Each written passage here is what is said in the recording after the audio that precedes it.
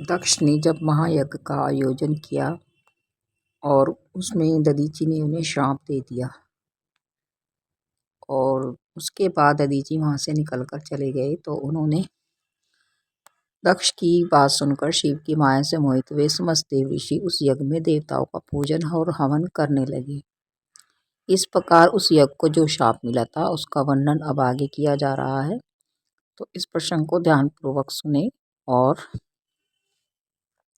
श्रद्धा के साथ पूरा हमें सुनना चाहिए, जिससे कि हमें इसके विषय में पूरी जानकारी हो सके। ब्रह्मा जी कहते हैं, जब देव ऋषि गण बड़े उत्साह और हर्ष के साथ दक्ष के यज्ञ में जा रहे थे, उसी समय दक्ष कन्या देवी सती गंधमादन पर्वत पर अपनी सखियों के साथ उत्तम क्रियाएं कर रही थी। यानी कि वहाँ पर वे अपनी सखियों के साथ विहार कर रही थी, क्रीड़ाएं कर रही थी। प्रसन्नतापूर्वक क्रीड़ा में लगी हुई देवी सती ने उस समय रोहिणी के साथ दक्ष यज्ञ में जाते हुए चंद्रमा को देखा। देखकर वे अपनी हितकारिणी प्राण प्यारी श्रेष्ठ सखी विजया से बोली, मेरी सखियों में श्रेष्ठ प्राण प्रिय विजय, जल्दी जाकर पता लगाओ कि ये चंद्रदेव रोहिणी के साथ कहाँ जा रहे हैं। सती के इस प्रकार आज्ञा देने पर उनकी सखी विजया तुरंत उनके पास गई। उसने यथोचित शिष्टाचार के साथ पूछा, चंद्रदेव आप कहाँ जा रहे हैं। विजय का यह प्रश्न सुनकर चंद्रदेव ने अपनी यात्रा का उद्देश्य बताया। उन्होंने बताया कि दक्ष के यहाँ एक महायज्ञ का आयोजन हो रहा है और हम सभी वहाँ पर जा रहे हैं।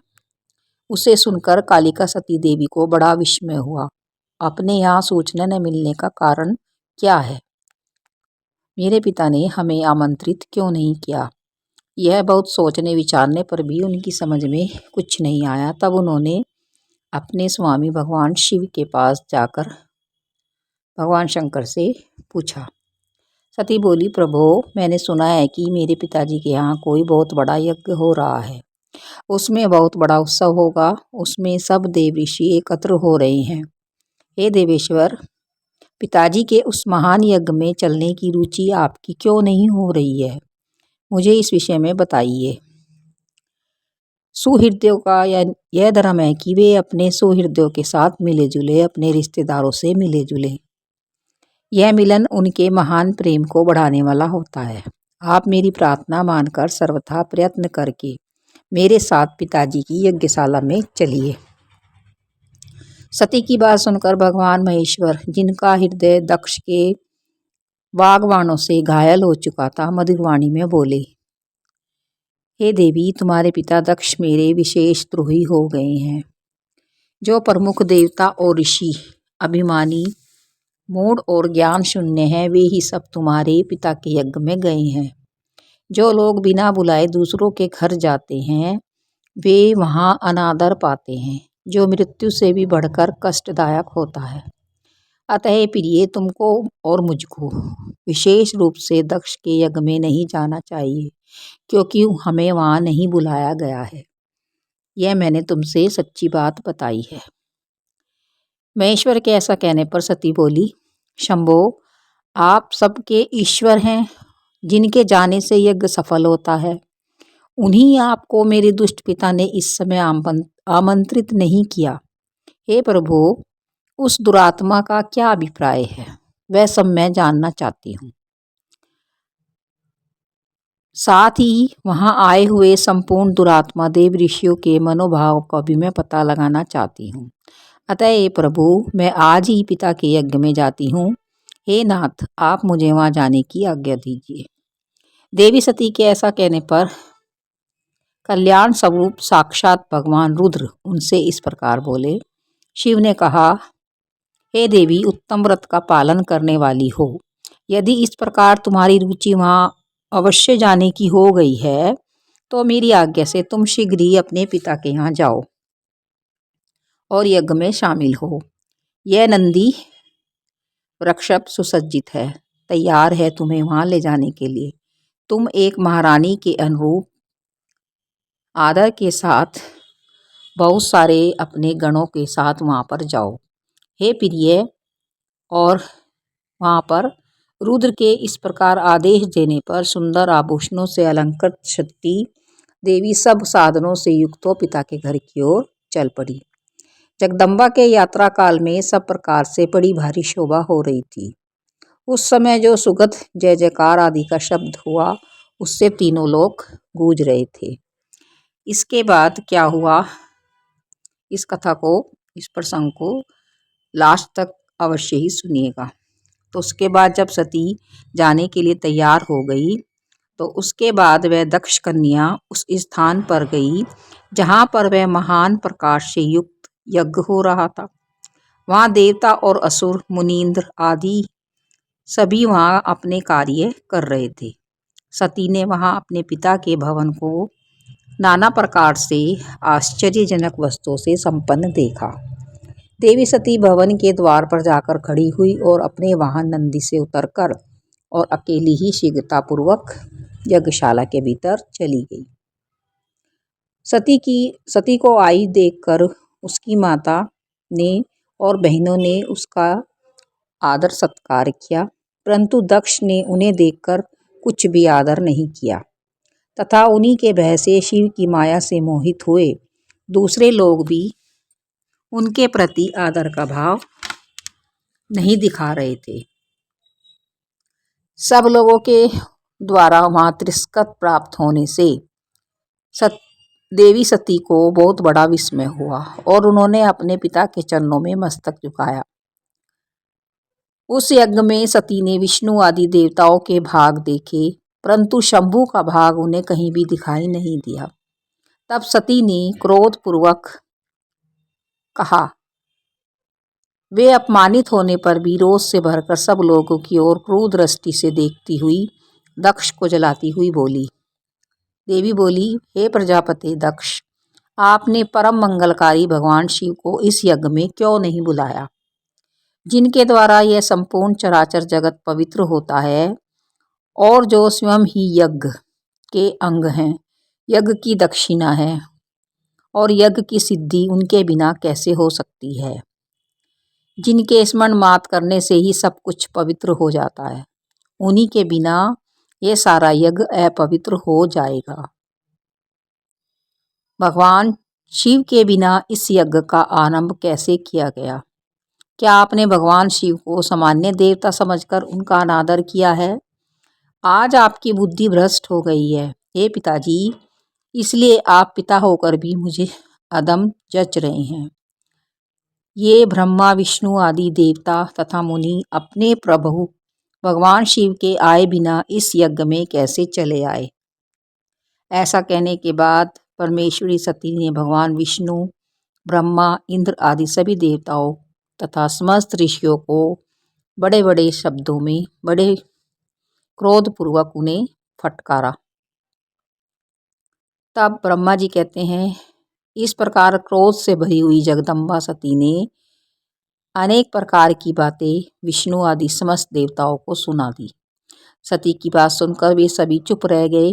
अपनी पुत्री के ऐसे वचन सुनकर दक्ष ने सती की ओर क्रूर दृष्टि से देखा और इस प्रकार कहा,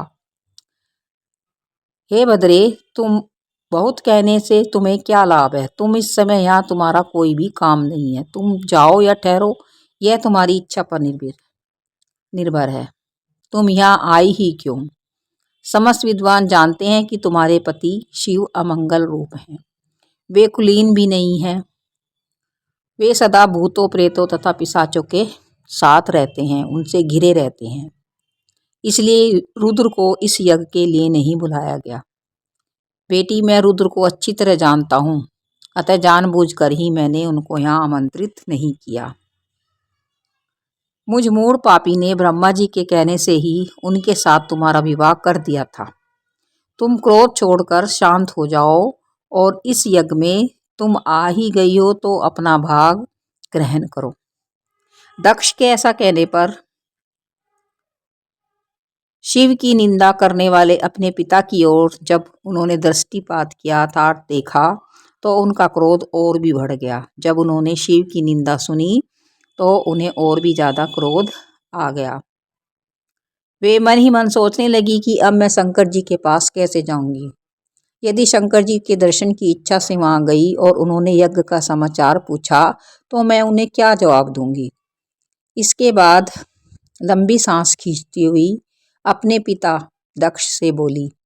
सती ने कहा, जो महादेव जी की निंदा करता है अथवा जो उनकी होती हुई निंदा को सुनता है, वे दोनों तब तक नरक में पड़े रहते हैं जब तक चंद्रमा और सूर्य विद्यमान हैं।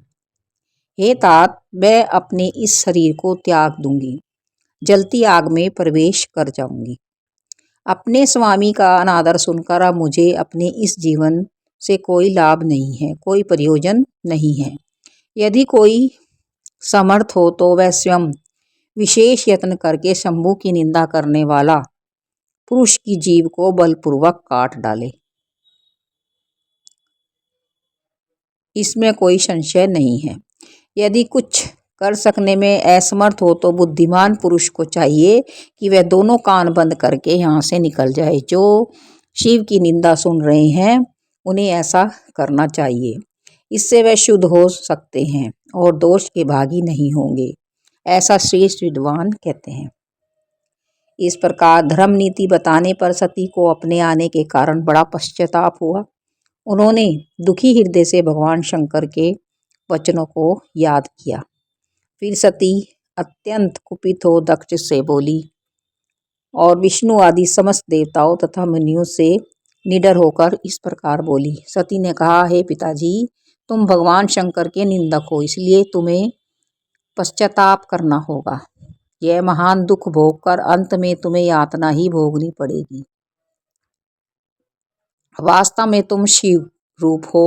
महान पुरुषों के मन रूपी मधुकर रस का पान करने की इच्छा से उनके चरण कमलों का निरंतर सेवक किया करते हैं।